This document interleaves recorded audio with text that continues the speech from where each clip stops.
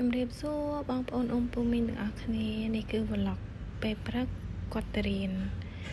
vlog ទី2តែងខ្លួនឲ្យស្អាតរៀបចំខ្លួនទៅរៀនហើយ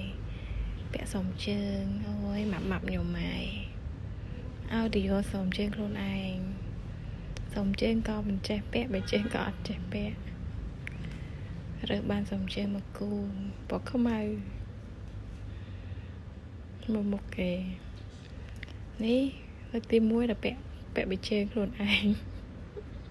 ដើម្បី vlog រដងវិញគឺថាអង្គុយពាក់ឲ្យហ្មងទៅហើយហ្នឹងអានេះពាក់ខ្លួនឯង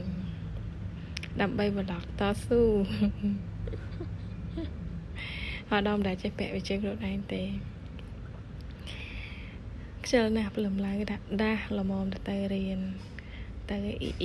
ទៅហើយគេបាយអត់ដែរណាជីឡានទេហើយនេះមកឃើញព្រលឹមឡើងវាថាខ្ជូតមែនតើនេះ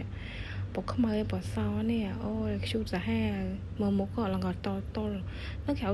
ធំជាងឆ្កែខ្ញុំទៀតថតបានមកផ្លែរត់បាត់នេះចេញពីរៀនណាចាសប្បាយចិត្តហ្នឹងគឺថាទាញ៉ាំ